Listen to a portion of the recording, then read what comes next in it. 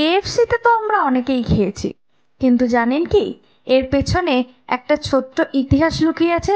আসুন আজকে সে কথাই জানবো। ছবিতে এই মানুষটিকে চিনতে পারছেন? হ্যাঁ, একদম ঠিকই ধরেছেন। হ্যাঁ, ইনি হলেন কর্নেল হারল্যান্ড স্যান্ডার্স, যিনি কেএফসি প্রতিষ্ঠা করেছিলেন। একজন উদ্যোক্তা যিনি মহামন্দার সময় কেন্টাকির করবিনে তার রাস্তার ধারের রেস্তোরাঁ থেকে ফ্রাইড চিকেন বিক্রি শুরু করেছিলেন। স্যান্ডার্স রেস্তোরাঁ ফ্র্যাঞ্চাইজিংয়ের সম্ভাবনা চিহ্নিত করেছিলেন এবং 1952 সালে উটাহের সল্টলেক কাউন্টিতে প্রথম কেন্টাকির ফ্রাইড চিকেন ফ্র্যাঞ্চাইজি খুলেছিলেন। কেএফসি ফাস্টফুড শিল্পে মুরগির জনপ্রিয়তা অর্জন করেছিলেন, হ্যামবার্গারের প্রতিষ্ঠিত আধিপত্যকে চ্যালেঞ্জ করে বাজারে বৈচিত্র্য এনেছিলেন।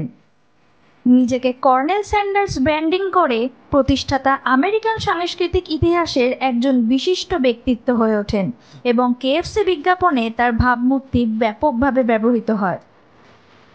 কোম্পানির দ্রুত সম্প্রসারণের ফলে স্যান্ডার্সের পক্ষে এটি পরিচালনা করা খুব বড় হয়ে যায়। তাই 1964 সালে তিনি জন ওয়াই ব্রাউন জুনিয়র এবং জ্যাক সি মেসির নেতৃত্বে একদল বিনিয়োগকারীর কাছে কোম্পানিটি বিক্রি করে দেন। 1960-এর দশকে মাঝামাঝি সময়ে কেএফসি ছিল আন্তর্জাতিকভাবে সম্প্রসারিত প্রথম ফাস্টফুড চেইনগুলির মধ্যে একটি। তিনি ব্রিটেন, মেক্সিকো এবং জ্যামাইকার আউটলেট খুলেছিলেন। 1970 এবং 80-র দশক জুড়ে কেএফসির আভ্যন্তরীণভাবে মিশ্র সাফল্য অর্জন করেছিল, কারণ রেস্তোরাঁ ব্যবসায় খুব কম বা কোনো অভিজ্ঞতা না থাকা সত্ত্বেও কর্পোরেট মালিকানায় ধারাবাহিক পরিবর্তনের মধ্য দিয়ে গিয়েছিল। 1937 সালে স্যান্ডার্স তার রেস্তোরাঁটি 140 আসন বিশিষ্ট করে তোলেন এবং 1940 সালে রাস্তার ওপারে একটি motel Sanders court and cafe কিনে নেন।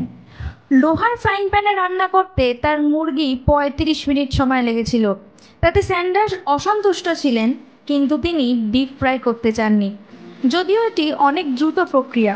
স্যান্ডার্সের মতে এটি শুকনো এবং খসখসে মুরগি তৈরি করত, যা অসমভাবে রান্না করা হতো।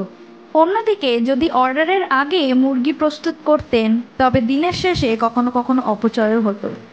1939 সালে প্রথম বাণিজ্যিক প্রেসার কুকার বাজারে ছাড়া হয়, যা মূলত শাকসবজি ভাজার জন্য তৈরি করা হয়েছিল। স্যান্ডার্স তার মধ্যে একটিকে কিনে এটিকে একটি প্রেসার ফ্রায়ারে রূপান্তরিত করেন, যা তিনি পরে মুরগি প্রস্তুত করতে ব্যবহার করেন। 1940 সালের জুলাই মাসে স্যান্ডার্স তার 11টি ভেষজ এবং মশলার মূল রেসিপি হিসাবে পরিচিতি লাভ করে, যদিও তিনি কখনো প্রকাশ্যে রেসিপিটি প্রকাশ করেননি।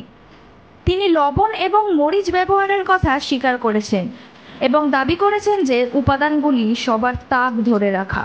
এরপর 1995 সালে ভারতের ব্যাঙ্গালোরে এবং 2006 সালে বাংলাদেশে কেএফসির আউটলেট খোলা হয়।